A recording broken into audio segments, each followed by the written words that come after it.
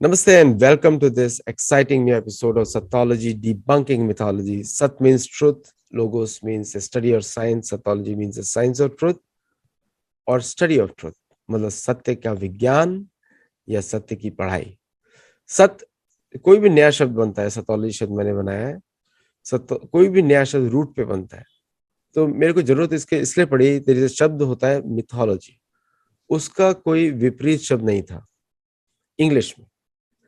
तो मिथ जो है संस्कृत धातु से बनता है, उसका अर्थ होता है काल्पनिक, झूठ, नकली. उसी से शब्द बनता है मिथ्या. मिथ जो है रूट धातु है, उससे अनेक शब्द बनते हैं. मिथ्य भी उससे आता है. मिथ्य से मिथ नहीं आ सकता, क्योंकि मिथ्य स्वयं एक शब्द है, धातु नहीं है. मिथ धातु है. जैसे योग शब्द जो है युज धातु से आता है. तो युज युक्त, युक्त वैराग्य, युक्तैव, अनेक वर्ड हैं जो कंबाइन कर सकते हैं जो रूट वर्ड पे. मिथोलॉजी का शब्द है झूठ की पढ़ाई, झूठ का अनुसंधान, झूठ का रिसर्च और इमेजिनरी काल्पनिकता का रिसर्च है ना. तो मिथोलॉजी शब्द भारतीय शास्त्रों पे लिखना बंद कर दे. मैंने 9 पुस्तकें लिखी हैं, 9वीं में आ रही है, सॉरी 8 लिखी है.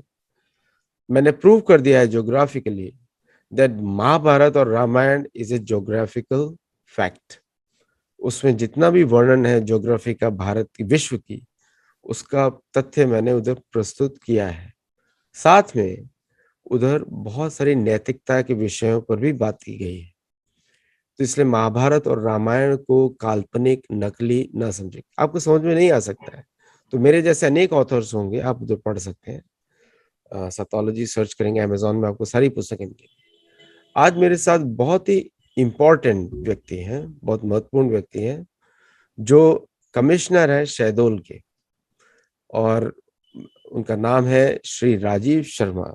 Late us welcome him. नमस्ते राजीव शर्मा जी. नमस्कार। राजीव शर्मा जी, आप बहुत ही अच्छा कार्य कर रहे हैं. और धर्म, एक्चुअली धर्म को लोग रिलीजन से कनेक्ट कर देते हैं, वो बहुत खराब बात है. रिलीजन तो लोगों को बताया जाता है, कन्वर्ट किया जाता है ना. जैसे कि सारे क्रिश्चियंस सोचते हैं कि जो भी नॉन क्रिश्चियन है वो जानवर है, पागान है. पागान का मतलब जानवर ही जैसा हो गया, जानवर है. और उसका एक ही, अब अब्राहमिक फेथ में चाहे काफिर शब्द हो चाहे इन्फिडल हो, सबका अर्थ यही है कि उनकी उनकी अस्तित्व को हटा देना. यही अल्टीमेटली गोल है. बट जब हम लोग बात करते हैं वसुधैव कुटुंबकम, वो तो बड़े लोगों का बड़े लोगों का चिंतन है. लेकिन अगर आप किसी ऐसे व्यक्ति से बात कर रहे हैं जो इसको नहीं समझता, वो इसको हमारी कमजोरी मानता है. वो हमको ये नहीं देखते. हम तो बड़ा शक्तिशाली बोलते हैं, दुनिया को बोलते हैं कि वसुधैव कुटुंबकम, लोका समस्त सुखिनो भवन्तु. लेकिन दूसरा व्यक्ति ऐसा नहीं सोच रहा. दूसरा सोच रहा है ये कमजोर है, क्योंकि उसको समझ में नहीं आ रहा है, उसका माइंडसेट ही अलग है. तो इस विषय से हम शुरू करते हैं. आपको क्या लगता है इसके बारे में, कि हमको सही करना चाहिए अपने आप को? सबसे पहले तो मैं सत्तोलॉजी को और आपकी पूरी टीम को हृदय से अभिनंदन देना चाहता हूं कि आप लोग वो अद्भुत काम कर रहे हैं कि जो आजादी की लड़ाई के साथ ही पूरे जोश के साथ प्रारंभ होना चाहिए था. 15 अगस्त 1947 को जो फ्रीडम मिली वो सिर्फ एक पॉलिटिकल फ्रीडम थी. असली बात यह है कि कैसे यूरोपियंस ने भारतीयों के, जो कि उनसे कई गुना अधिक बेहतर विकसित सभ्यता थी, कि कैसे ये पूरी कहानी जो भारत के विनाश की कहानी है, असल में ये मानव सभ्यता के सबसे सुंदर अध्याय को तहस नहस करने की दुख भरी कहानी है. मेरे अपने कुछ मौलिक विचार हैं जो मैं रखना चाहूंगा कि जब दो लोगों में युद्ध होता है तो मैंने विश्लेषण किया कि हमको सिखाया ये जाता है कि युद्ध में श्रेष्ठ व्यक्ति जीतता है. लेकिन मैं समझता हूं कि महाभारत युद्ध के साथ ही वो क्रम खत्म हो गया. आजकल पिछले 200 वर्षों में दुनिया भर के युद्धों में वो नहीं जीतता है जो बेहतर होता है, वो जीतता है जो ज्यादा क्रूर, ज्यादा अत्याचारी, ज्यादा नृशंस, ज्यादा नराधम, ज्यादा दुष्ट कि एविल पावर्स को हम जीतते हुए देखते हैं। और ऐसे हालातों में आप एक ऐसी संस्कृति से आते हैं, भारतीय संस्कृति से, जिसे हमें तो छोड़िए, खुद यूरोपीय विद्वानों ने क्रेडल ऑफ सिविलाइजेशन स्वीकार किया है। और उस क्रेडल ऑफ सिविलाइजेशन को कैसे मानसिक रूप से, आर्थिक रूप से, भौतिक रूप से कैसे तहस नहस किया गया, कैसे उसका सत्यानाश किया गया, ये इस बात को समझने के लिए जब हम उस कथित इतिहास को देखते हैं जो हमारे विश्वविद्यालयों में पढ़ाया गया, तो क्रोध आता है, लज्जा आती है और आक्रोश पैदा होता है।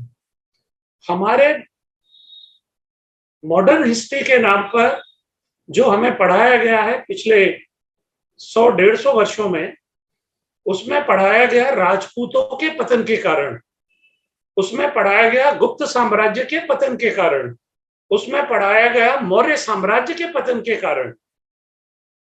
मैं बहुत विनम्रता के साथ अपने यूरोपियन मित्रों से पूछना चाहता हूं सत्तोलॉजी के इस मंच से कि भैया ब्रिटिश साम्राज्य के पतन के कारण क्यों नहीं पढ़ाते? यूरोपीय सभ्यता में जो कम्युनिज्म का जो पतन हुआ और उसकी वजह से जो एक बहुत बड़ा झूठ की लंका ढह गई, उसके बारे में आप चर्चा क्यों नहीं करते हैं?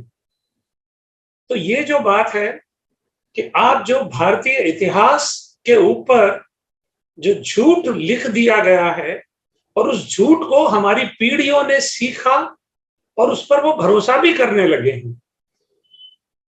इतिहास को इतना उल्टा किया गया है कि जो कल्पना से परे है। पढ़ाया ये जाना चाहिए था कि नेपोलियन फ्रांस के इतिहास का समुद्रगुप्त है, और पढ़ाया ये गया कि समुद्रगुप्त जो है वो नेपोलियन की तरह विजेता थे। मतलब ये ऐसे है कि एक हमारे संस्कृत के बहुत बड़े कवि और नाटककार, और न केवल संस्कृत के बल्कि पूरी दुनिया के, कालिदास। तो कालिदास जी ने जो लिखा है, जो काव्य लिखा है, जो उनका साहित्य है, जो उनके नाटक हैं, चाहे मेघदूत है, चाहे कुमार संभव है, चाहे ऋतु संहार है, साहित्यिक दृष्टि से वो श्रेष्ठतम चीज है कि जो मानवता के पास है। लेकिन पढ़ाया ये जाता है कि कालिदास की तुलना शेक्सपियर से की जाती है, जबकि होना यह चाहिए था कि शेक्सपियर को अगर इज्जत बख्शनी थी तो कहना था कि शेक्सपियर यूरोप के कालिदास हैं। तो यूरोपीय विद्वानों ने और विशेषकर ब्रिटिशर्स ने बहुत कुटिलता के साथ भारतीयों के मनोमस्तिष्क पर कब्जा करने के लिए एक झूठा इतिहास लिखवाया, और उस झूठे इतिहास में हमारे सो कॉल्ड वामियों ने पूरा अपनी मेधा का पूरा योगदान दिया। और उसकी वजह से आज जो है हमारे शासकों की जो विशेषताएं थी, जहां शहडोल से मैं आपसे बात कर रहा हूं, आपसे मुखातिब हूं, ये शहडोल गोंडवाना साम्राज्य के तहत आता था। गोंडवाना साम्राज्य भारत के सबसे लंबे समय तक चलने वाले साम्राज्यों में से एक था। करीब 1200 वर्ष तक गोंडवाना साम्राज्य निर्बाध रूप से चला है, और बहुत बड़ा, मतलब पूरे यूरोप के सभी देशों को जोड़ दें तो उससे बड़ा भूभाग अकेले इस गोंडवाना साम्राज्य का था। लेकिन गोंडवाना साम्राज्य के बारे में मुझे पक्का भरोसा है कि आपने कुछ भी नहीं सुना होगा, क्योंकि उनको तो हमें यह सिखाना था कि हम जंगली हैं, कि हम पिछड़े हुए हैं। और ये सिखाते समय वो खुद भूल गए कि जब सर टॉमस रो दिल्ली दरबार में आया था तो दिल्ली दरबार की चकाचौंध देखकर वो खुद विस्मित था। मैं बहुत विनम्रता पूर्वक कहना चाहता हूं कि यूरोपीय सभ्यता और पाश्चात्य सभ्यता और अमेरिकन जब अमेजन के जंगलों में भटक रहे थे और शरीर पर पूरे कपड़े भी नहीं थे, तब भारतीय सभ्यता दुनिया के पहले सबसे सुव्यवस्थित नगरीय सभ्यता को जन्म दे चुके थे।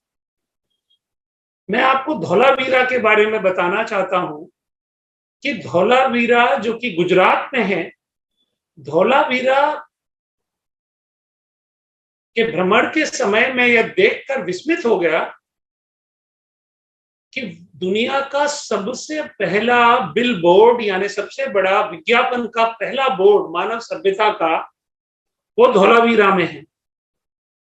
आपको ताज्जुब होगा कि धौलावीरा में मानवीय सभ्यता का अभी तक पाया गया सबसे प्राचीनतम ओपन एम्फी थिएटर है कि जहां पर हजारों लोग खुले में बैठकर और बड़े बड़े आयोजनों को देख सकते थे।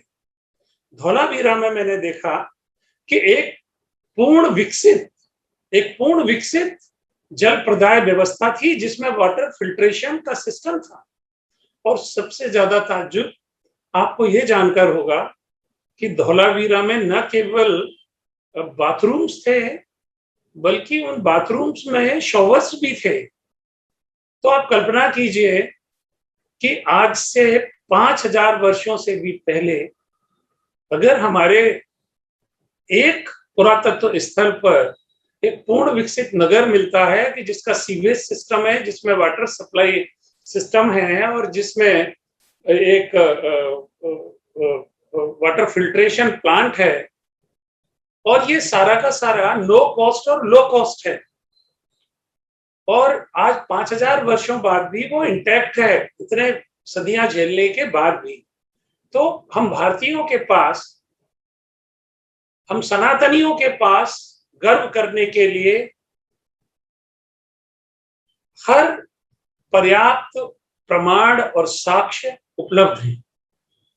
मैं बहुत विनम्रता पूर्वक ये भी कहना चाहता हूं कि अभी जो आदित्य जी ने कहा कि ये लोगों को कहा गया कि महाभारत एक गप है और जो रामायण है ये एक कपोल कल्पना है। तो मित्रों, मैंने पूरे भारत का भ्रमण किया है और जब मैं विदेश भी गया तो न्यूयॉर्क में म्यूजियम ऑफ मैन है, मानव संग्रहालय, मैं उसमें भी गया तो मैंने देखा कि वो म्यूजियम ऑफ मैन में अमेरिका के जो मूल निवासी थे, जो आदिवासी थे, जो रेड इंडियंस थे, जिनका बड़े पैमाने पर संहार किया गया, उनके सभ्यता से जुड़े कुछ चीजें उन्होंने संग्रहित की हैं। लेकिन उनको देखकर मुझे लगा कि एक तरफ ये लोग थे कि जिन्होंने मूल निवासियों को मार दिया, उनको मिटाने की कोशिश की, और दूसरी तरफ हमारे पुरखे थे कि जिन्होंने आज से हजारों साल पहले ये कहा असतो मां सद्गमय, कि मुझे असत्य से सत्य की ओर ले चलो। और मुझे लगता है कि सप्तोलॉजी जो ये काम कर रही है, ये वही काम है कि जिसका आह्वान ऋग्वेद में हमारे ऋषियों ने किया था कि माइथोलॉजी को डिकोड करो और सप्तोलॉजी को इसका प्रसार करो। तो मैं आपको हृदय से बधाई देता हूं कि सप्तोलॉजी भारतीय संस्कृति और सभ्यता के जो मूल आधार हैं उनको प्रामाणिकता के साथ अपने दर्शकों के सामने रखने का प्रयास कर रहे हैं। बहुत बहुत धन्यवाद राजीव शर्मा जी। एक जैसे विश्व में हम लोग बात करते हैं विश्व गुरु बनने की, या विश्व गुरु बनेगा भारत। भारत हमेशा ही विश्व गुरु रहा है। पूरी दुनिया में कोई भी कमेंट्री कोई लिखता है, कोई बाइबल पे नहीं लिखता, कोई कुरान पे नहीं लिखता, किसी और पुस्तक पे नहीं लिखता, सब भगवत गीता पे लिखते हैं। मार्क ट्वेन जो अमेरिका के सबसे बड़े पोएट माने जाते हैं, उन्होंने वाराणसी की बात करी, वाराणसी के घाटों की बात करी और भगवत गीता की बात करी। इंडिया में सब लोग हॉलीवुड हीरोज को कोट करते हैं, लेकिन जो वहां के अमेरिका के जो रियल हीरो है, जो कॉन्स्टिट्यूशन ऑफ अमेरिका में मेंशन है, मतलब कॉन्स्टिट्यूशन में उसके एंसिलरी टॉपिक्स में, बाकी कोई पोइट मेंशन नहीं है, मार्क ट्वेन मेंशन है। उस व्यक्ति ने भारत की सभ्यता को भगवत गीता से पहचाना। लेकिन जब मैं, और आपने बहुत ही अच्छी बात करी, वो मेरे नया पुस्तक आने वाली उसका टॉपिक भी है, कर्स ऑन द नेटिव्स। तो जो उस पुस्तक में आपने सही बात करी, अमेरिका में 40 मिलियन नेटिव अमेरिकन थे, 40 से 50 मिलियन जस्ट यूएसए में। कनाडा का मैं काउंट नहीं कर रहा हूँ, कनाडा में और भी ज्यादा थे बोल सकते हैं, और साउथ अमेरिका में 100 मिलियन से ज्यादा थे। सिर्फ अमेरिका में 40 मिलियन नेटिव अमेरिकन अमेरिका की आजादी के समय 1776 में करीब 40 मिलियन से 20 मिलियन बचे। और 1846 के आते आते 1924 के आते आते जब अमेरिकन कॉन्स्टिट्यूशन ने नेटिव अमेरिकन को सिटीजनशिप दी अमेरिका की, तब तक सिर्फ बचे करीब 2 मिलियन टोटल। सबको काउंट कर रहे हैं क्योंकि सब छुप गए थे, सबके सब छुप गए थे, और उनकी जमीन ले ली, सब कुछ ले लिया उनका। The governor of California, California मैकगूगल, वो लिखता है जब तक एक भी इंडियन बचेगा, इंडियन मतलब हम ही लोगों को ढूंढने जा रहे थे लोग, इसे इन सबको नाम दिया इंडियन, इंडीज को ढूंढने जा रहे थे, जब तक एक भी इंडियन बचेगा और वो कन्वर्ट नहीं होगा क्रिश्चियनिटी में, तब तक हमारा मिशन कंप्लीट नहीं होता है। तो जेसुइट प्रीस्ट घुस के उन्होंने सब लोगों को, नेटिव अमेरिकन को कन्वर्ट किया, और there is a big movement in America against that right now. जैसे क्रिटिकल रेस थ्योरी चल रहा है, ब्लैक लाइव्स मैटर चल रहा है, ये इन्हीं लोगों का मूवमेंट है।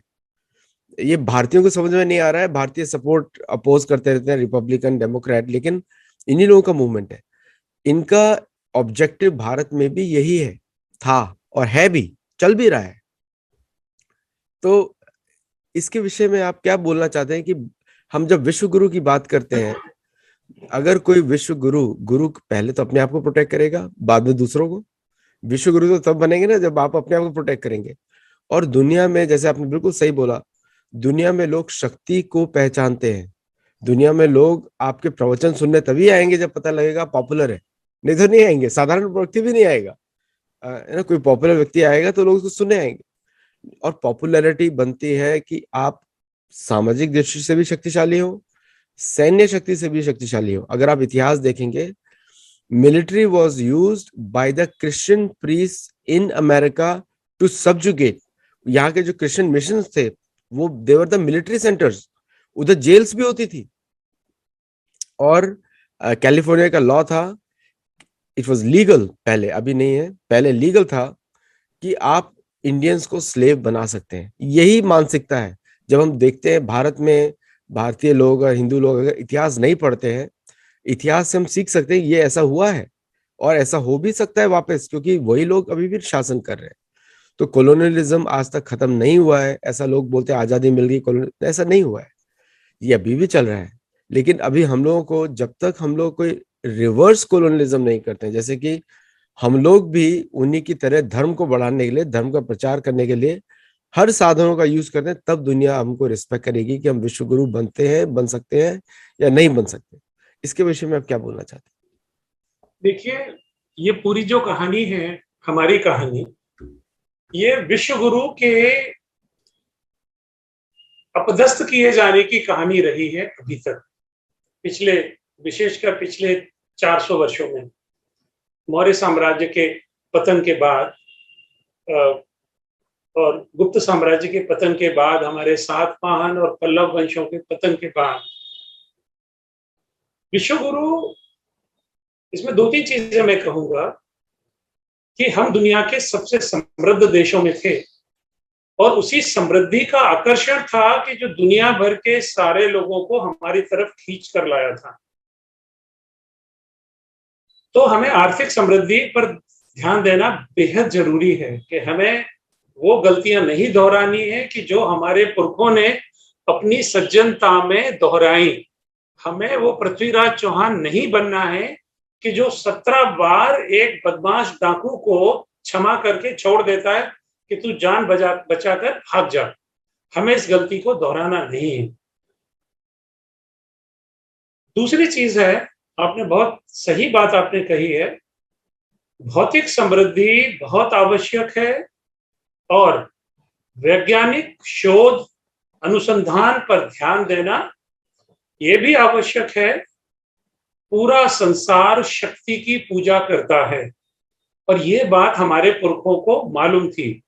जब हमारे ऋषि ये कह रहे थे कि वीर भोग्या वसुंधरा, तो इसका अर्थ है कि उनको ये पता था, ये उनका अनुभव था कि अगर इस पृथ्वी पर सम्मान के साथ रहना है तो आप केवल मधुर वचनों से आप नहीं रह सकते हो।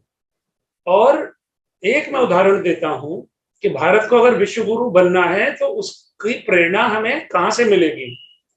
हमारे जितने देवी देवता हैं, जितने ईश्वर के अवतार हैं, उनमें से कोई भी निहत्था नहीं है।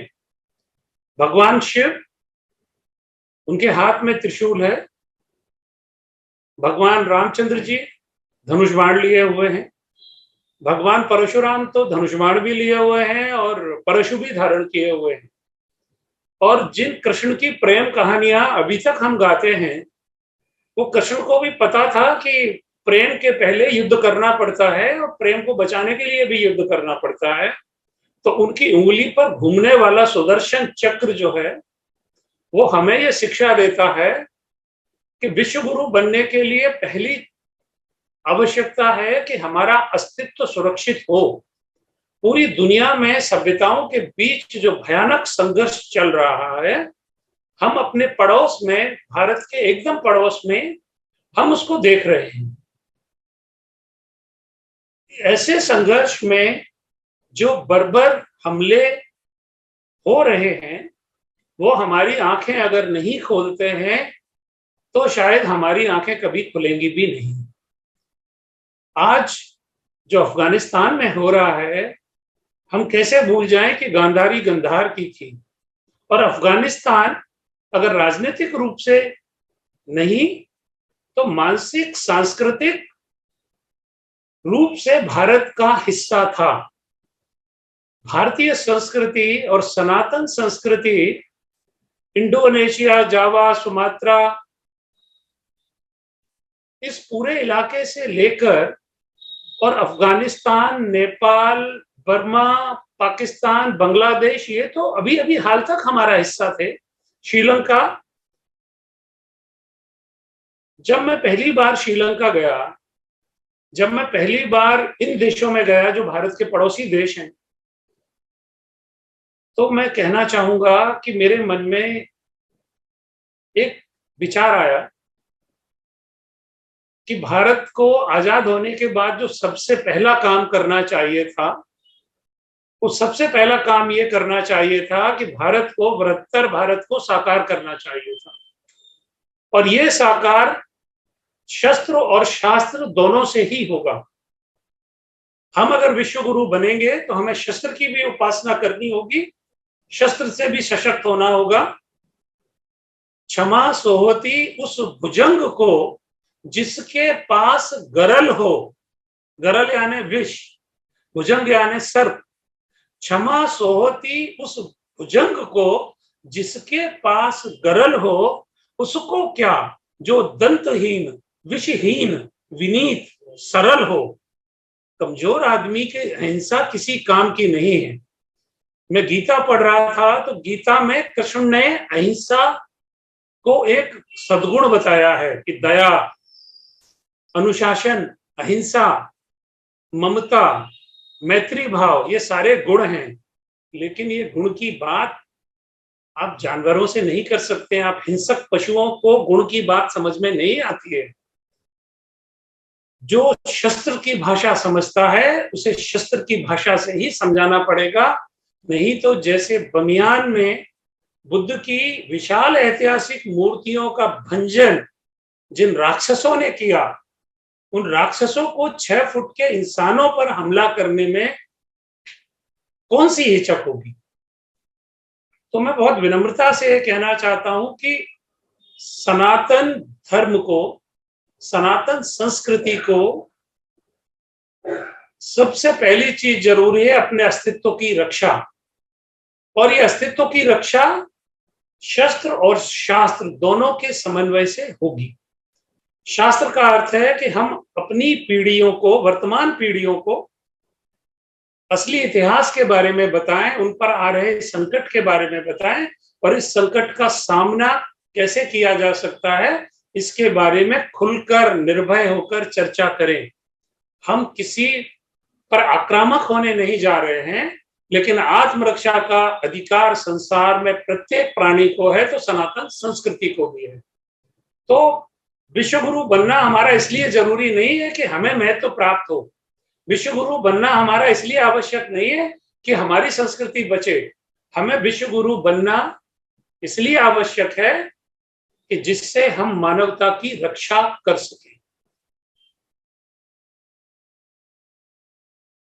बिल्कुल, बहुत ही सही आपने बताया, बिकॉज कि पूरे विश्व में अगर आप विश्व गुरु कहलाना चाहते हैं, जो कि भारत ऑलरेडी है, सभी लोग फॉलो करते हैं, सनातन धर्म के प्रिंसिपल्स लॉजिकल प्रिंसिपल्स हैं।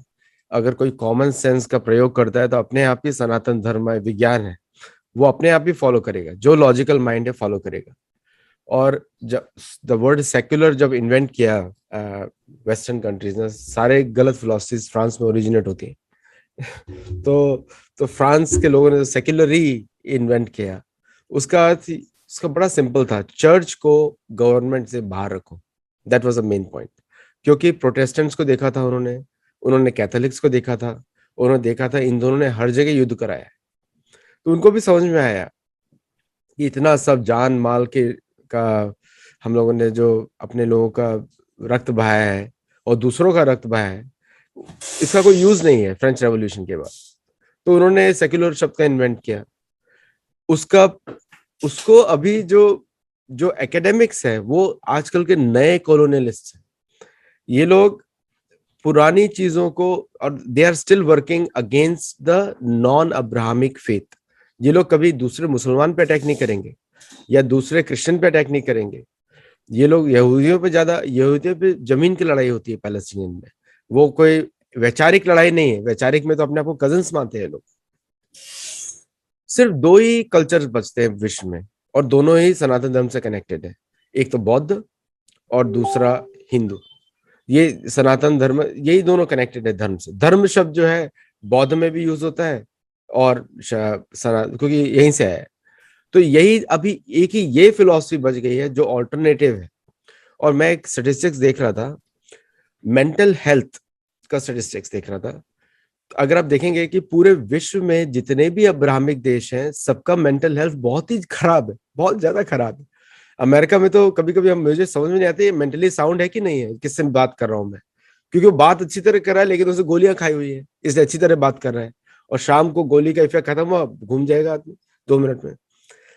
तो सभी जो ईस्टर्न कंट्रीज हैं, साउथ ईस्टर्न कंट्रीज हैं, भारत, वियतनाम, कंबोडिया, जहां पे अब्राहमिक फेथ नहीं है, इंक्लूडिंग चाइना और जापान, जहां नहीं है वहां पे mental diseases are the least. And the worst mental diseases are Norway, New Zealand, Canada, US, ये सब टॉप में है। और इनका बराबरी कौन करता है? सऊदी अरेबिया, ईरान, ये और पाकिस्तान। पाकिस्तान में सबसे ज्यादा मेंटल डिजीज है अभी इस समय। तो जितने पहले हमारा ही पार्ट था, अभी बन गया। तो जहां धर्म है वहां पे मानसिक संतुलन भी होता है। उसके विषय में क्या बोलेंगे आप? बहुत अच्छा, बहुत मूल्यवान प्रश्न आपने किया है। मैं ये अपने श्रोताओं को कहूंगा कि जब भी मौका लगे तो kindly go through the Gita, क्योंकि दुनिया के जितने धर्म ग्रंथ हैं उनमें अभी तक मैंने जितने भी पढ़े हैं उनमें गीता इकलौता ऐसा ग्रंथ है कि जो मन के बारे में बात करता है, जो मेंटल पीस के तरीके बताता है, और जो हमारे डेली लाइफ के जो स्ट्रेस हैं उनसे बचने की तकनीक जो है बताता है। अब्राहमिक धर्मों के बारे में आपने जो कहा उसके पीछे एक फर्क है कि जो सनातन संस्कृति है, जो सनातन धर्म है, ये प्रकृति का धर्म है। ये प्रकृति से उत्पन्न हुआ, कोई राज्य लिप्सा इनके अंदर नहीं थी, और इसलिए हमारे यहाँ कन्वर्जन का कोई कोई तरीका नहीं है। पुराने किसी भी ग्रंथ में हिंदू बनने का कोई तरीका नहीं है। और दूसरा, एक चीज मैं ध्यान दिलाना चाहता हूं कि सनातन धर्म जो है, सनातन, ये लोग लोकतंत्र की बातें करते हैं, लेकिन मैं दावे से कह सकता हूं कि दुनिया का पहला लोकतंत्र अगर कोई है तो सनातन संस्कृति है। कि आप ब्रह्मा को पूछ सकते हैं, आप विष्णु को पूछ सकते हैं, आप दुर्गा को पूछ सकते हैं, आप गणेश के उपासक हो सकते हैं, आप किसी को नहीं भी पूछ सकते हैं, तब भी आपको जलाया नहीं जाएगा, आपको जिबह नहीं किया जाएगा, आप पर हमला नहीं किया जाएगा। भाई हमारे यहाँ तो जो काम शास्त्र के ज्ञाता थे महर्षि वात्सायन, उनको भी महर्षि का दर्जा दिया गया क्योंकि वो एक महत्वपूर्ण विषय पर अनुसंधान कर रहे थे। हमारे यहाँ तो चार्वाक जैसे ऋषि कि जो एकदम भौतिकवादी थे, मटेरियलिस्टिक थे, उनके ऊपर भी कोई पत्थर लेकर नहीं दौड़ा कि आप तो हमारे धर्म के विरुद्ध हैं, आप तो लोगों को कर्जा लेना सिखा रहे हैं, आप तो लोगों को जो है गलत चीजें सिखा रहे हैं। तो मन की शांति, हमारे यहाँ कितना प्रोफाउंड आइडिया था। और ये विज्ञान है, ये अध्यात्म नहीं है कि आप कितने भी त्रस्त हो, आप पद्मासन में बैठ जाएं और ओम का जाप करें या गायत्री मंत्र का जाप करें या मन ही मन हनुमान चालीसा दोहराएं या किसी भी क्षेत्रीय भाषा में, तमिल में, तेलुगु में, कन्नड़ में, मलयालम में, इवन पंजाबी और हरियाणवी में, जिसको थोड़ा हमारे यहाँ स्ट्रॉन्ग किस्म की लैंग्वेज माना जाता है, गुरु ग्रंथ साहिब का कोई भी एक दोहा आप ले लें और उसको आप मन में धीरे धीरे दोहराएं, और मैं आपको गारंटी देता हूं, विश्वास दिलाता हूं कि आप एक अपूर्व शांति महसूस करेंगे।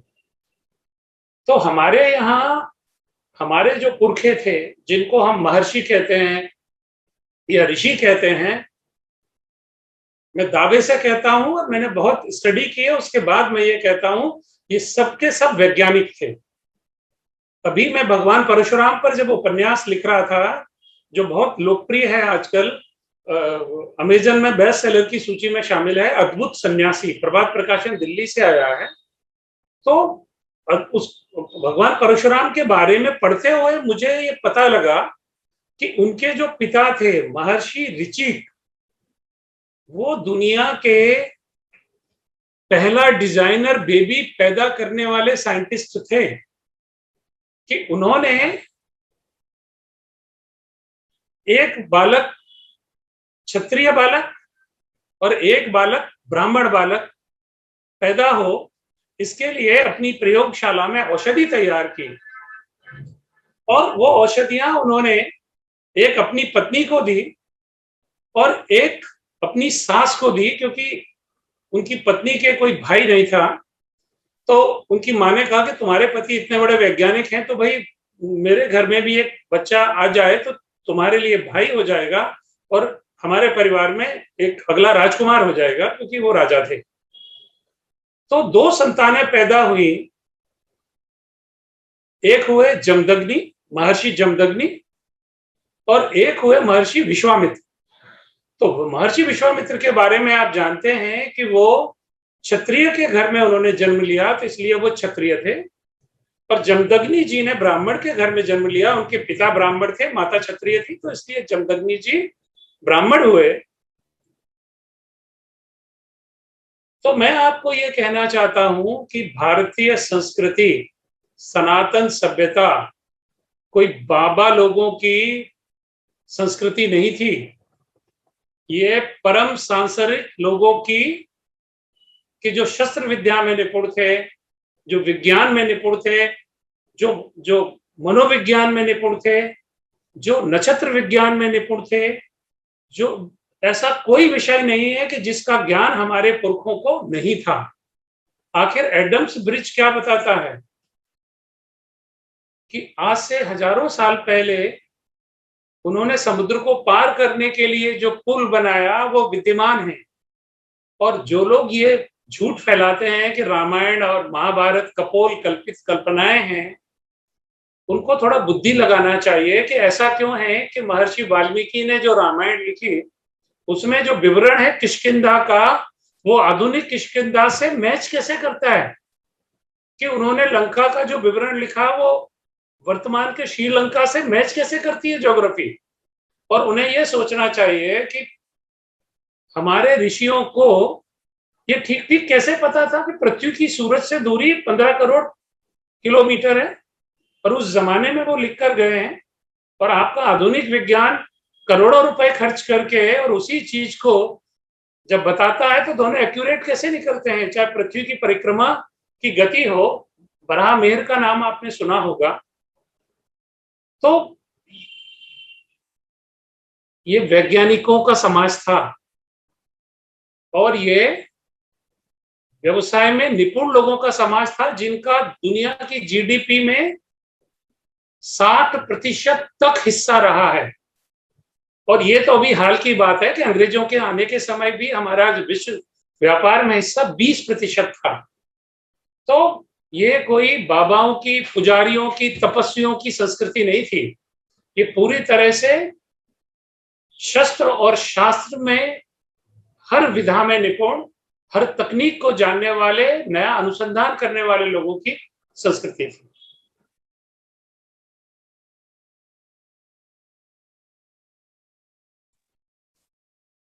एक आपने रामायण का उदाहरण दिया और महाभारत का उदाहरण दिया। नारद मुनि युधिष्ठिर को बोलते हैं, अभी यहाँ पे धर्म का उनको क्वेश्चन पूछ रहे हैं, 113 क्वेश्चन पूछते हैं और 113 क्वेश्चन में बोलते हैं, काफी चीजें बोलते हैं। उसमें एक क्वेश्चन है, राजा को कभी भी दुश्मन को शक्तिशाली होने का अवसर नहीं देना चाहिए। लिखते हैं, दुश्मन के राजा के हर इंपॉर्टेंट ऑफिशियल के पीछे, मेरी पुस्तक में लिखा हुआ, मेरी एक पुस्तक है Narad the making of A statesman, और दुश्मन के हर ऑफिसर के पीछे 4 गुप्तचर होने चाहिए। उसको धन का प्रलोभन देके, किसी भी प्रलोभन देके दुश्मन को हमेशा कमजोर रखें। इसको धर्म का ज्ञान भी बोला जाता है, क्योंकि युधिष्ठिर धर्मराज है और नारद गुरु है अभी। और युधिष्ठिर बोलते हैं हाँ मैं ये सब करता हूँ। फिर पूछते हैं बाद में, क्या तुम ऐसा करते हो? और युधिष्ठिर बोलते हैं हाँ मैं ऐसा करता हूँ। और फिर दूसरी बात बोलते हैं कि अर्थ के विषय में मैं तुम्हें कुछ बोलूंगा नहीं, पूछूंगा भी नहीं, क्योंकि अर्थशास्त्र में तुम निपुण हो। मतलब कि युधिष्ठिर को ऐसा बोलते हैं। मेरी एक दूसरी पुस्तक भी है, युधिष्ठिर द ग्रेटेस्ट एम्परर।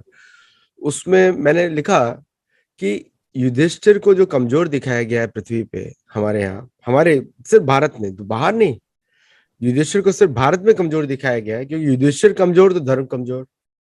और अगर राजा निर्णायक डिसीजंस नहीं लेगा तो बाद में समाज में त्रुटि आने वाली है, क्योंकि कमजोर राजा मतलब वो राष्ट्र खुल गया लूट के लिए, जैसा भारत ने देखा है पिछले 70 साल में, मोदी जी गवर्नमेंट से पहले, है ना, कि कमजोर राजा जो है देश का पतन करता है। We have seen Manmohan Singh, बहुत सारे लोग देखे हमने। फिर भी हम बोलते हैं, और ये भी एक और भी बोलते हैं कि राजा का कर्तव्य है, धर्म है, कि दुश्मन जहां भी हो वहां पे बर्बरता को हटाए और धर्म की स्थापना करे सैन्य शक्ति के द्वारा। फिर एक लाइन बोलते हैं, सनातन धर्म की स्थापना सैन्य शक्ति के द्वारा होती है, प्रवचन के द्वारा नहीं। अभी भारत में ये सब कुछ सीखा है नहीं, क्योंकि हमको बोल दिया गया महाभारत घर में रखने से क्लेश होता है। क्लेश नहीं रखो, तो महाभारत को हम लोग बुक शेल्फ पे रख देते हैं, साल में जाके एक बार धूल हटा देते हैं। और उसके बीच में गीता है, गीता में लिखा है युद्धे च पलायनम शौर्यम शार्यम धीर्तिदाक्षम युद्धे च पलायनम। उधर हम सब धूल हटाते रहते हैं, सीखते कुछ है नहीं, और प्रवचन देते हैं हमने किसी पे आक्रमण नहीं किया। इसीलिए तो भारत पे आक्रमण हुए, क्योंकि आपने किसी पे आक्रमण नहीं किया। लेकिन चंद्रगुप्त मौर्य के समय आपने कोट किया, महाराज रंजीत सिंह के समय, महाराज रंजीत सिंह की राजधानी लाहौर थी और उनका जो प्रांत था वो उनका भाई मैंने काबुल में था, और उन्होंने, तो इसी तरह भारत की धर्म की रक्षा की, और महाराज रणजीत सिंह के प्रवचन सुनेंगे तो आपको लगेगा कि आज के साधु भी ऐसे प्रवचन नहीं दे सकते। बोलते हैं धर्म की रक्षा के लिए अकाल तख्त का मतलब होता है सनातन धर्म। अकाल तख्त की स्थापना जरूरी है। अकाल मतलब सनातन, तख्त मतलब प्लेटफॉर्म। धर्म तो प्लेटफॉर्म भी है एक तरीके से। तो कहाँ पे हम लोग मिस कर रहे हैं ये शिक्षा? हम लोग मिस कर रहे हैं कि हम अपने बच्चों को नर्सरी राइम्स जो सिखा रहे हैं, हम उन्हें अपनी संस्कृति के बारे में, अपनी अच्छी चीजों के बारे में घर के अंदर बात ही नहीं होती है। और जो मैंने कहा कि भारतीय भाव, भाषा, भूषा, भोजन, भक्ति, इसके बारे में हमारे घरों के अंदर अब बात होना बंद हो गई। और जब ये पहले ये होता था कि हर घर में शाम को पूजा होती थी और घर के सारे बच्चे उस पूजा में शामिल होते थे प्रतिदिन शाम को। तो हमसे गलती यह हुई है कि सो कॉल्ड सेकुलर बनने के चक्कर में, या हमको जबरदस्ती सेकुलर, सो कॉल्ड सेकुलरिज्म सिखाने के चक्कर में ऐसा हुआ कि हमने अपने देवी देवताओं के बारे में सुनना जानना बंद कर दिया और अपने आप को मॉडर्न दिखाने के लिए ये सिंबल बन गया कि हम गले में क्रॉस धारण करें। वो फैशन का सिंबल बहुत युक्तिपूर्वक बनाया गया कि अगर आप एलीट तभी होंगे कि जब आप गले में क्रॉस पहनेंगे। आप एलीट तभी होंगे कि जब आप किसी भी धर्म के बारे में केवल पॉजिटिव ही बोलेंगे, वो सच्चाई नहीं बोलेंगे कि जो हमारे लोगों को चैतन्य कर सकती है। तो गलती यह हुई कि हम पहले, मैं अभी सोचता हूं कि आज अगर भारत के ऊपर अगर हमला हो जाए और थोड़ी देर के लिए एक बुरी कल्पना कीजिए कि हमारी, कल्पना कर रहे हैं हम, ऐसा होगा नहीं, लेकिन कल्पना कीजिए कि हम वही गलती दोहरा रहे हैं जो हमारे पुरखों ने कभी दोहराई थी, कि हमारे पुरखों ने देश की रक्षा का दायित्व क्षत्रियों के ऊपर छोड़ दिया था। तो जो दुश्मन आते थे, अगर उन्होंने क्षत्रियों को हरा दिया तो बाकी का 75% समाज सरेंडर कर देता था। और आज वो गलती दोबारा हो रही है कि देश की रक्षा का भार हमने सेनाओं को सौंप दिया है, लेकिन अगर सीमाओं पर खड़ी हुई सेनाओं को किसी विधि से कोई लांघ के और हमारे शहरों के अंदर घुस आए और आक्रमण कर दे, जैसा कि बंबई में हुआ था कि 2 रक्त पिपासु राक्षस लोगों के ऊपर गोलियां चला रहे थे और लोग मारे जा रहे थे, तो मैं बहुत विनम्रता से कहना चाहता हूं कि हमारी जनता को जो घर घर में शस्त्र पूजा होती थी, उसे आधुनिक होने के चक्कर में हम भूल गए। हमारे नौजवानों के हर घर में मसल्स मजबूत होने चाहिए और उन्हें कम से कम आत्मरक्षा की युद्ध कला का ज्ञान होना चाहिए, जिससे कि अगर कोई दुश्मन देश के अंदर घुस आए छल पूर्वक, तो हम सेना ना बुलानी पड़े, क्योंकि सेना आप कहीं से भी बुलाते हैं, कितनी भी तेजी से अगर आएगा फोर्स तो कुछ घंटे लेगा। तो शहरों के अंदर जो हमारी प्रतिरोध की, जो हमारे समाज की जो क्षमता है, उस क्षमता का आधुनिकीकरण किए जाने की जरूरत है। तो जो आपने बहुत अच्छा पूछा कि हम कहाँ चूक कर गए, तो यहीं पर हमारे पुरखों से एक गलती हुई थी कि वो सोचते थे कि हम भले हैं तो सारी दुनिया भली है, और हम भी यही सोचते हैं कि हमें शायद हथियारों की जरूरत नहीं है, हमें शस्त्र विद्या में निपुण होने की जरूरत नहीं है। तो मैं बहुत विनम्रता पूर्वक कहना चाहता हूं कि एक समाज के तौर पर ये हमारी कमजोरी है कि अगर कोई रक्त पिपासु लोग हमारे शहरों के अंदर घुस आए तो हम अपनी प्रतिरक्षा स्वयं करने में सक्षम नहीं है। हम अपने राज्य के ऊपर, अपनी पुलिस के ऊपर या अपने सुरक्षा बलों के ऊपर निर्भर हैं। इसके बारे में जरूर चिंतन करना चाहिए। अमेरिका में जब अमेरिका स्वाधीन हुआ तो यहाँ के प्रेसिडेंट ने एक लॉ बनाया कि हर अमेरिकन सिटीजन के पास बंदूक होनी चाहिए। और बहुत बंदूक होनी चाहिए। तो अब आज अमेरिका में एक तरह का प्रॉब्लम भी है, लेकिन अमेरिका की पॉपुलेशन का 5 गुना बंदूकें हैं अमेरिका में, और उतनी गोलियां हैं जो अभी लोग कंट्रोल करने की कोशिश कर रहे हैं। जब ब्रिटिश अमेरिका पे राज कर रहे थे, उन्होंने सभी के हथियार ले लिए, फ्रेंच ने ले लिए, स्पेनिश ने ले लिए, कि ताकि लोग अपनी रक्षा नहीं कर पाए। और ब्रिटेन, इंडिया में जहां पे पहले से धर्म था कि हर परिवार का मुखिया परिवार अपनी रक्षा स्वयं करने में सक्षम था। आप महाभारत कालीन लें, चोला के राज्य लें, या आप पल्लवा के राज्य लें, आपने थोड़ा वर्णन किया उनके बारे में, चंद्रगुप्त मौर्य, वहां पुलिस नहीं है कहीं पर भी, गुप्तचर है, सेनाएं हैं, पुलिस नहीं है। क्योंकि राजा तो अपनी प्रजा को अपने समान मानता है, अपने पुत्र के जैसे मानता है, अपने तो उसको एक एक अथॉरिटी नहीं चाहिए पुलिसिंग करने के लिए किसी के ऊपर। तो ये पुलिस का कॉन्सेप्ट है कॉलोनियल। आप ब्रिटेन को भी देखेंगे, ब्रिटेन में मेट्रोपॉलिटन पुलिस है आज भी, वो बिना हथियार के घूमते हैं, बिना हथियार के। अमेरिका में पुलिस हेविली आर्म्ड, ऐसा लगता है कि मिलिट्री यूनिट जा रही है। तो the mindset is totally different, है ना। तो पुलिस, जो जो भारत का जो कॉन्सेप्ट है, जो हमारे शास्त्रों का कॉन्सेप्ट है कि trust the state, trust the people, उसी को लोकतंत्र बोलते हैं, कि लोकतंत्र है। डेमोक्रेसी और लोकतंत्र में बहुत फर्क है, डेमोक्रेसी अलग है। डेमोक्रेसी का अर्थ है कि नेटिव अमेरिकन को राइट्स नहीं हो वोट करने के लिए, उसके लिए डेमोक्रेसी बनाई गई। लेकिन हम लोकतंत्र अलग है, लोकतंत्र महाभारत का कॉन्सेप्ट है, वहां पे सत्यवती और भीष्म डिस्कस कर रहे हैं लोकतंत्र, और पंचायत राज भी महाभारत का कॉन्सेप्ट है। तो गवर्नेंस में ही मेजर डिफरेंस हम लोगों ने जो अडॉप्ट किया, अमेरिकन कॉन्स्टिट्यूशन को कॉपी किया, अमेरिकन कॉन्स्टिट्यूशन के, लेकिन जो अच्छी चीजें कॉपी नहीं करी। क्योंकि अमेरिकन कॉन्स्टिट्यूशन में उनको मालूम था कि ब्रिटिश ने कैसे राज किया है, इसलिए उन्होंने सभी प्राइवेट सिटीजन्स को आर्म्ड करके रखा। अमेरिकन कॉन्स्टिट्यूशन में प्राइवेट मिलिशिया भी लोग रख सकते हैं। अगर स्टेट खराब हो जाए तो सिटीजन्स अपनी रक्षा स्वयं कर सकते हैं, पुलिस के विरुद्ध भी, ये राइट्स दिया गया है। लेकिन हम लोगों ने ना अपने शास्त्र में से सीखा कुछ, ना अपने इतिहास से कुछ सीखा, और वापस 70 साल में कॉलोनियलिज्म में एजुकेशन और सोशल स्ट्रक्चर को सेम रखा जो ब्रिटिश रखे गए, इंक्लूडिंग एजुकेशन सिस्टम जो अभी जाके चेंज हो रहा है न्यू एजुकेशन पॉलिसी में, उसके पहले ऐसा नहीं था। तो इसके विषय में आप क्या बोलना चाहते हैं, क्योंकि बहुत चेंज की आवश्यकता है इधर। बिल्कुल आपने सही कहा, इसमें बिल्कुल परिवर्तन की आवश्यकता है। जिन्होंने इतिहास पढ़ा है उनको मालूम है कि हमारा जो इंडियन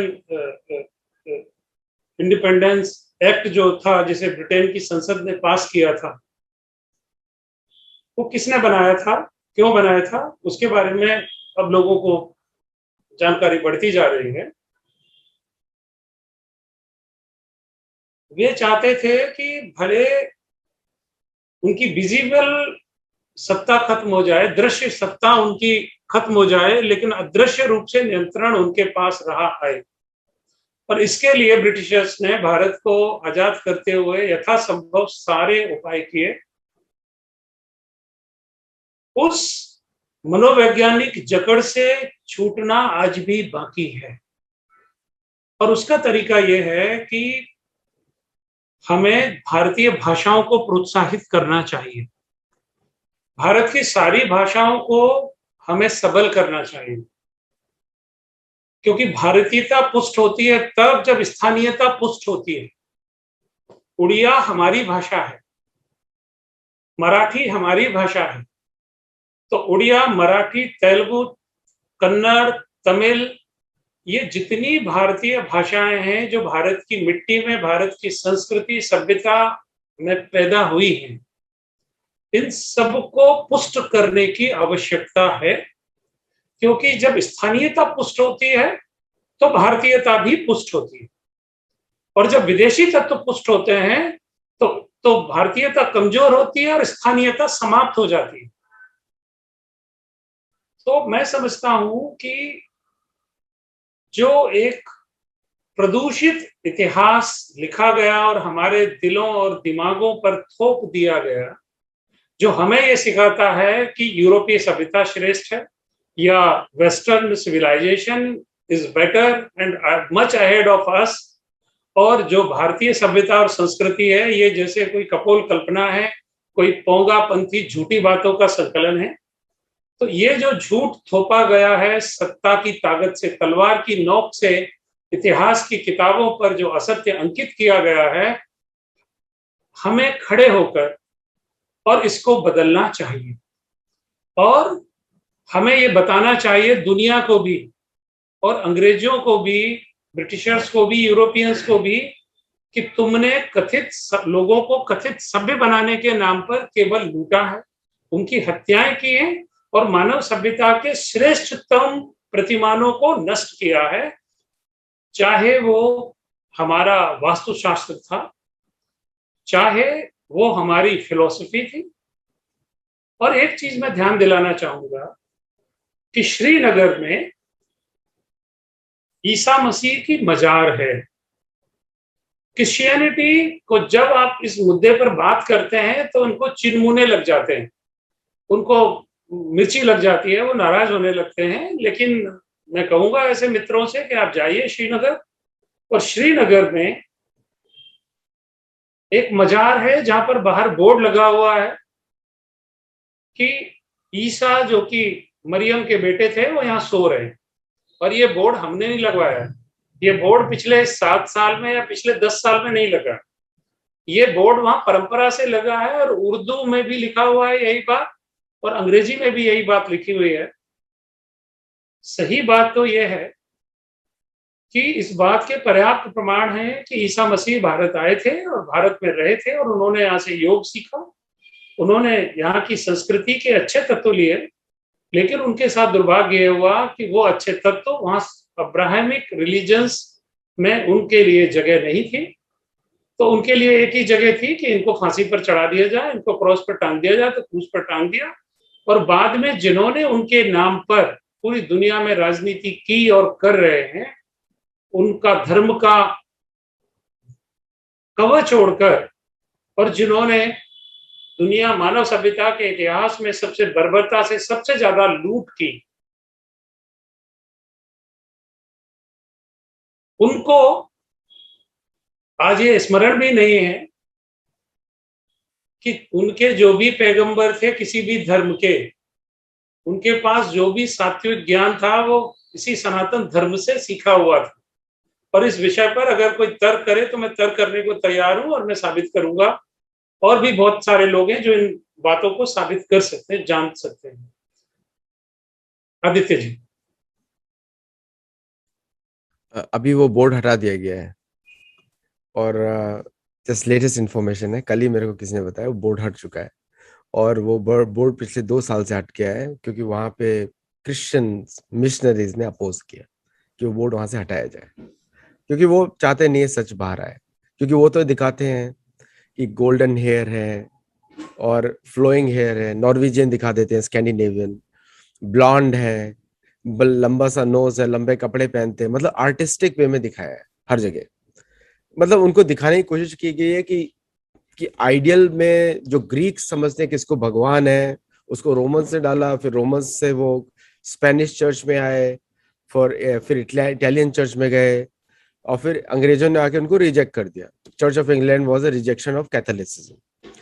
तो हेनरी द 8th, उसको 4 शादी करनी थी, तो उससे 8 शादी की उसने, 8 या 9, और भी बहुत सारी होंगी जो पता नहीं हम लोगों को। तो उसने रिजेक्ट कर दिया। पर ये सब इन लोगों का चलता रहता है। और आपने बिल्कुल सही बात बोली, साम्राज्यवाद, कोलोनियलिज्म, पेपल बुल। 13 से 15 सेंचुरी के बीच में यूरोपियंस की पॉपुलेशन बहुत कम हो गई, तो चर्च ने आह्वान दिया पेपल बुल, पैसा लेकर आओ, किसी भी मर्जी से लेकर आओ, नए दुनिया को ढूंढो जहां से पैसा आए चर्च के अंदर, और वहीं से साम्राज्यवाद शुरू हो। तो वो सबके सब गए थे भारत की तरफ, स्पाइसेस की वजह से, क्योंकि उनकी बीमारी हटाने का एक ही उपाय था, मसाले। और मसालों को लाने के लिए सबके सब भारत की ओर निकले। बीच में किसी ने पोर्चुगल ढूंढ लिया, ब्राजील ढूंढ लिया, किसी ने 1492 में उसने कैरिबियन ढूंढ लिया। उसके बाद आपको कैरिबियन पे अगर कोई स्टोरी सुनेगा, मेरी नई पुस्तक में लोग पढ़ेंगे, रोना आ जाएगा आपको। 50,000 से ज्यादा औरतों को किडनैप किया, और ये सभी यूरोपियंस जो भी आ रहे थे सब डिजीज लेकर आए। और अमेरिकन एकेडमिक्स ने और वेस्टर्न उसको बड़ा अच्छा नाम दिया, Columbian exchange. Exchange of what? Diseases with gold. उन्होंने सोना उठाया और बाद में बीमारी दे दी। and that was a major cause of diseases in America and South America. The diseases, major diseases brought by the sick Europeans. उन्होंने सारे बीमार लोगों को बोला आप जाओ समुद्र में। This is how people came out. And तो ये इतिहास है, ये लोगों को मालूम होना चाहिए। हम लोग जब ग्लोरीफाई करते हैं, अभी भारत अमेरिका का ट्रेंड बताता हूँ, यहाँ पे लोग ओम के पेंडेंट घूमते हैं। आपको कितने अमेरिकन दिखा दूंगा ओम पहने हुए। किसी के हाथ पे लगा होगा शिव जी का टैटू, आज गणेश चतुर्थी है, और किसी के हाथ में लगा होगा गणेश का टैटू। और तो जितने भी नए नए जो ओपन माइंडेड लोग हैं, they are converting back to Sanatan Dharma, because Sanatan Dharma is originally connected to their native cultures also. हम लोग पंच तत्व की पूजा करते हैं। पंच तत्व की पूजा साउथ अमेरिका में पूरे आज भी चलती है। वहां के गांव गांव में जाएंगे तो मिल जाएगी आपको। वो लोग भी सूर्य की पूजा करते हैं। पेरू में सूर्य का मंदिर, स्पेन में सूर्य का मंदिर, चिले बोलीविया में सूर्य का मंदिर, साउथ अमेरिका की बात कर, अभी नॉर्थ अमेरिका में सूर्य का मंदिर, नॉर्थ ईस्टर्न अमेरिका में सूर्य का मंदिर। ये पूरा, इसको इन्होंने बुलाया पैगन्स, कि ये लोग इंसान ही नहीं है, ये लोग जानवर है। इसको this is how they told the European settlers. तो अभी जो अमेरिका में जो मूवमेंट चल रहा है वो इनके विरुद्ध चल रहा है। तो अभी बाइडेन जो भी आया है, चाहे अच्छा हो खराब हो, पॉलिटिकली बात नहीं करूंगा, लेकिन जो सपोर्ट कर रहे हैं यही लोग हैं, नेटिव अमेरिकन से सपोर्ट कर रहे हैं। और सारा मूवमेंट जो है लेफ्ट का वो उसी तरफ है। जो लेफ्ट का एक मेजर गोल है कि वो जो भी एस्टेब्लिश्ड ओल्ड कल्चर्स हैं उधर घुस के उसको तोड़ देना। लेकिन भारत में एकदम विपरीत काम कर रहे हैं।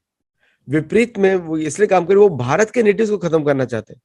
जो अमेरिका की स्ट्रेटेजी है लेफ्ट की वो दूसरी है, और इंडिया के लिए जो स्ट्रेटेजी है वो दूसरी है। क्योंकि इंडिया को वो हटा के ऐसे राज्य लाना चाहते हैं, गवर्नमेंट लाना चाहते हैं, जिससे कि वो सब कुछ भारत का लूट सके वापस। क्योंकि यूरोप वापस गरीब देश बनना शुरू हो गया है, अमेरिका भी वापस गरीब देश बनना शुरू हो गया है। और हर चीज भगवद गीता भी बोलती है अर्थ संचयन। असुर की प्रवृत्ति होती है चिंतायाम अपरेयाम, अंत में जाके अर्थ संचयन, उसके अलावा कोई और ऑब्जेक्टिव नहीं है। भारत ऑलरेडी एक बार ईस्ट इंडिया कंपनी के थ्रू अर्थ संचयन के जाल में फंस चुका है, बाहर आया है।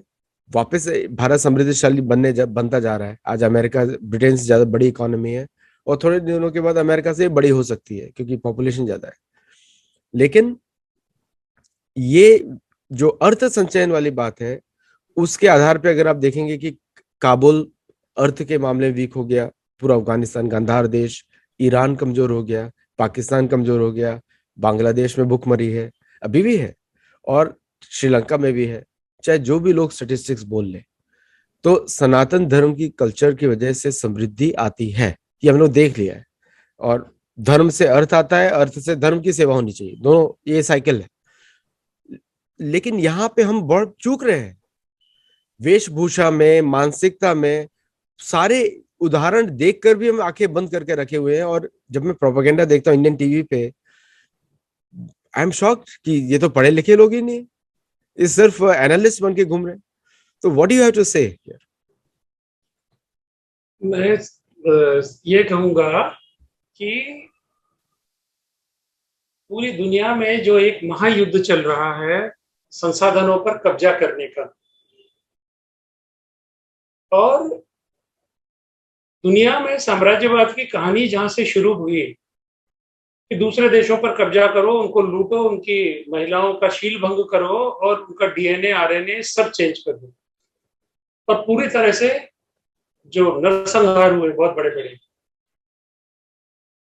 मैं आपको ये कहना चाहता हूं कि भारतीय विचार के विरुद्ध दुष्प्रचार, चाहे वो बामियों ने किया हो या कामियों ने किया हो, उसको समझने की आवश्यकता है। आप अगर पिछले 70-80 साल में बॉलीवुड में बनी हुई फिल्में देखेंगे, तो वो फिल्में मुझे एक एजेंडा का हिस्सा लगती हैं कि भारतीय समाज में जो भी श्रेष्ठ था, जो भी श्रेष्ठ तत्व था, उस पर हमला करके और लोगों के दिमाग में ये बिठा दिया गया कि जो ब्राह्मण था वो ढोंगी था, वो पाखंडी था और वो पूरे समाज का शोषण करता था। क्षत्रियों के बारे में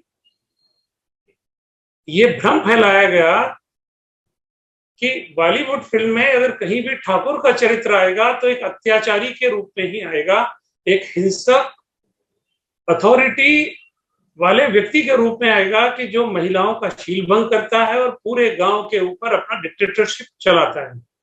यानी ब्राह्मण को कहा ढोंगी और पाखंडी, जो ज्ञान के रक्षक थे, जो सनातन सभ्यता और संस्कृति के संवाहक थे, जो पूरे समाज को शिक्षा, स्वास्थ्य, संस्कृति सिखाते थे, उनको कहा गया पाखंडी।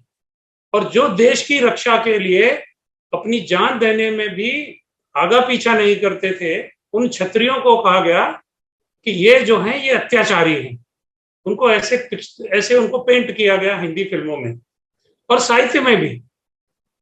इसी तरह वैश्य यानी कि हमारे व्यापारी वर्ग जो संपत्ति का सृजन करते थे, जो हमारी बिजनेस कम्युनिटीज थी, जिनको साउथ इंडिया में शेट्टी बोलते हैं और उत्तर भारत में सेठ बोलते हैं, इनको आप हिंदी फिल्मों में देखिए कि उनको चित्रित किया गया कि ये लालची हैं, ये धोखेबाज हैं, ये ठग हैं। और इस तरह से भारत का जो भी श्रेष्ठ तत्व था, जो रूलिंग एलिट था, उसको बहुत प्रयास करके एक तरफ तो उसको क्रिश्चियन बनाने की कोशिश की गई चर्च के माध्यम से, ब्रिटिशर्स के माध्यम से, और दूसरी तरफ हिंदुस्तानी जनता के दिमाग में उसका छवि भंजन किया गया। मैं ये कहना चाहता हूं, एक उदाहरण देता हूं कि दुनिया में इतने जितने आईआईएम खुले हैं ना, तो मतलब भारत में आईआईएम है और बाकी दुनिया में जितने बड़े बड़े बिजनेस मैनेजमेंट के इंस्टीट्यूट हैं, भारत की कास्ट सिस्टम जिसको बहुत गालियां दी गई हैं और गलत तरीके से पेंट किया गया, लोगों के दिमाग में बिठा दिया गया कि भारत में जो भी भारत का सत्यानाश हुआ वो कास्ट सिस्टम की वजह से हुआ, वो पूरी तरह से झूठ और गलत है और दुष्प्रचार है। उस कास्ट सिस्टम ने ही ऐसे लोग पैदा किए कि समझो कि भारत का जो वणिक संप्रदाय है, चाहे वो जैन हो, चाहे वो अग्रवाल हो, चाहे वो गहोई हो या साउथ इंडियन शेट्टी हो, वो दुनिया में अकेली ऐसी प्रजाति है कि जो चाहे कितना पैसा कमा ले, कितनी संपत्ति इकट्ठी कर ले, हमारे मारवाड़ी लोग, पैसे से बड़ा संसार में कोई जहर नहीं है। लेकिन हमारे मारवाड़ी लोग, हमारे व्यवसायी लोग, हमारे जैन समाज के लोग, हमारे अग्रवाल लोग, हमारे शेट्टी लोग दुनिया की इकलौती नस्ल हैं वो, जिनको चाहे जितना पैसा कमा लें लेकिन उनको पैसे का जहर नहीं चढ़ता, उनको मद नहीं चढ़ता, उनको अहंकार नहीं होता कि मैं इतना पैसे वाला हूं। वो कभी शो ऑफ करने में भरोसा नहीं रखते। और ये भारतीय संस्कृति से उन्होंने, उनके डीएनए में ये चीज है कि भैया धर्मशालाएं बनाओ, पेयजल बनाओ, दान करो, पुण्य करो। खुद के ऊपर पैसा उड़ाने की संस्कृति हमारी नहीं थी। हमारी संस्कृति तो ये थी कि अगर आपके पास आपकी आवश्यकता से अधिक धन है, संपत्ति है, तो उस संपत्ति को गरीबों पर, दीनों पर, दुखियों पर और समाज के कल्याण के लिए उसे खर्च करें। तो लोग पेड़ लगवाते थे, धर्मशालाएं बनवाते थे, स्कूल चलाते थे। जो तक्षशिला, नालंदा और विक्रमशिला जैसे जो विश्वविद्यालय चलते थे, वो कोई राज्य की ताकत से नहीं चलते थे, वो इस समाज की ताकत से चलते थे कि जिसके सबसे संपन्न लोग भी दया, दान और धर्म में भरोसा रखते थे। तो ये जो भारतीयों के अंदर का जो गुण है कि वो गरीब हो जाएगा लेकिन उसके पास ये संस्कार है कि वो अधर्म की तरफ प्रेरित नहीं होगा, कि वो गरीब हो जाएगा लेकिन वो देश के खिलाफ नहीं सोचेगा। ये जो परंपरा थी, इस परंपरा को बहुत षड्यंत्र पूर्वक नष्ट किया गया है। हमें दोबारा से इसको पुनर्जीवित करने की आवश्यकता है। आदित्य जी, आपने बहुत ही अच्छा बोला और थैंक यू आपके आइडियाज शेयर करने के लिए। अंतिम वेशभूषा पर थोड़ा सा मैं बात करूंगा कि मैं जब भारत जाता हूं तो जैसा देश वैसा वेश कपड़े पहनने चाहिए। अभी कैलिफोर्निया में लोग रहते हैं तो पैंट्स की जगह शॉर्ट्स पहनते हैं हर जगह, क्योंकि गर्मी बहुत है यहाँ पर, जो भारत के जैसे ही है। भारत में प्रचलन अभी फैला दिया गया है वेस्टर्न वेशभूषा का, और उससे क्या होता है कि पहनना चाहिए, चॉइस हम लोग तो कमेंट नहीं करते किसी कपड़े पे, लेकिन भारत के अनुकूल वेशभूषा भी एक होती है। अभी जैसे मोदी जी ने मोदी जैकेट काफी पॉपुलर कर दिया है, हर कोई पहनता है आजकल। और तो वेशभूषा देश काल के अनुरूप, समय देश काल के अनुरूप होती है। क्या आप सोचते हैं कि उससे भी प्रभाव पड़ता है मानसिकता पे? किसी भी देश की जो वेशभूषा होती है या किसी क्षेत्र की जो वेशभूषा होती है, ये वहां के भूगोल से पैदा होती है। दक्षिण भारत में इतनी तेज गर्मी पड़ती है, इतनी तेज गर्मी पड़ती है कि सीधे सूरज की किरणें वहां पड़ती हैं। इस वजह से वहां के लोग जो वेशभूषा पहनते हैं सदियों से, जो भारतीय वेशभूषा कि वो वेस्टी पहनते हैं, लुंगी पहनते हैं और अंग वस्त्रम इस्तेमाल करते हैं। तो वहां के मौसम के हिसाब से वही वेशभूषा सबसे ज्यादा उपयुक्त है जो वो सदियों से पहनते आए हैं।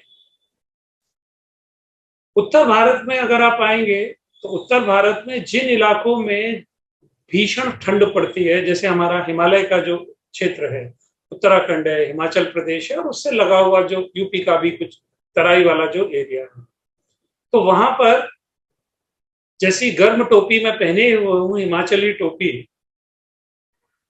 तो ये टोपी वो पहनते हैं क्योंकि ये गर्म रखती है। ये भेड़ के ऊन से बनी हुई है तो ये गर्म रखती है। कश्मीर में अगर आप जाएंगे तो कश्मीर में वो जो कपड़े पहनते हैं वो वहां के भूगोल के हिसाब से बिल्कुल सही है। इस तरह देश के सभी हिस्सों में जो भारतीय वस्त्र हैं वो उस इलाके के मौसम से पैदा हुए हैं, वो वहां के भूगोल से पैदा हुए हैं, इसलिए उनका पहनना पूरी तरह उचित है। लेकिन अगर एक इलाके का आदमी दूसरे इलाके में जाता है, या अगर हम अमेरिका जाते हैं, या अगर हम यूरोप में जाते हैं, तो अगर हम बहुत बड़े योगी अगर नहीं हैं तो वहां की ठंडी बर्फीली हवाएं हम बर्दाश्त नहीं कर सकते, हमें उनका अभ्यास नहीं है। हमें तो लू का अभ्यास है, हमें गर्म हवाओं का अभ्यास है, हमें ठंडी हवा का अभ्यास नहीं है। जब मैं सायराक्यूज यूनिवर्सिटी में एक कोर्स करने गया था तो मुझे समझ में आ गया कि यहाँ ना तो भारतीय वेशभूषा चल सकती है और ना यहाँ वो यूरोपियन वेशभूषा ही चल सकती है, मेरी रक्षा कर सकती है कि जिस यूरोपियन वेशभूषा को मैं दिल्ली में या कश्मीर में या लखनऊ में या चेन्नई में पहनकर मजे से रहता हूं, कि हमने एक साधारण सा कोट सूट पहन लिया, एक टाई लगा ली और एक हल्का सा स्वेटर पहन लिया, तो ये सायराक्यूज में मेरी सहायता नहीं कर सकता था ठंड के मौसम में। तो वेशभूषा का प्रश्न ऐसा है कि ये पूरी तरह से ज्योग्राफी से रिलेटेड है। तो ये हास्यास्पद है कि आप 48 डिग्री सेंटीग्रेड में आप टाई लगाकर और भारी भरकम सूट पहनकर आप खड़े हों, ये कष्टप्रद है। यूरोप में और अमेरिका में ये जरूरी है कि ठंड के मौसम में अगर आप बर्फीले इलाके में जा रहे हैं तो आप चमड़े के जूते पहने, और अगर वो आपके घुटनों तक हो तो और ज्यादा सहूलियत है क्योंकि वो घुटनों तक ठंड से आपको बचाते हैं। लेकिन वही जूता अगर कोई दिल्ली में अप्रैल के महीने में अगर पहनकर घूम रहा है तो उसको इलाज करने की जरूरत है। तो मैं बहुत विनम्रता से कहना चाहता हूं कि जो हमारी वेशभूषा है वो हमारी जरूरतों से पैदा हुई है, और हमारे पुरखे बहुत बुद्धिमान थे, उन्होंने उस तरह के वस्त्र विकसित किए जो हमारे शरीर को पूरी तरह से सुख देते हैं, पूरी तरह से सुविधा देते हैं। तो बजाय वे कपड़े पहनने के जो हमारे ब्लड प्रेशर को बढ़ाएं, वो कपड़े पहनना या उतने कपड़े पहनना ज्यादा अच्छा है कि जो हमारे शरीर को अच्छी अनुभूति दें।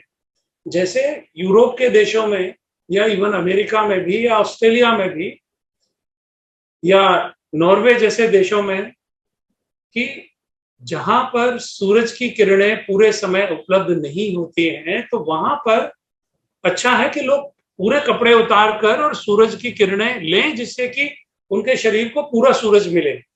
लेकिन हमारे यहाँ जहाँ पूरा सूरज बिना प्रयास के मिलता है, बल्कि जहाँ सूरज हमारे पीछे पड़ा रहता है, तो यहाँ पर हमें वो करने की उसकी नकल करने की आवश्यकता नहीं है। वो गुलामी का चिन्ह है, हमें उससे मुक्त होने की जरूरत है। Aditya ji, Thank you so much, Rajiv Sharma ji, and for coming on the show and sharing your valuable thoughts. आपका बहुत बहुत अभिनंदन कि आप आए, हमारे से शेयर किया, और all the viewers who are watching it also, do let us know your feedback. Namaste. Thank you.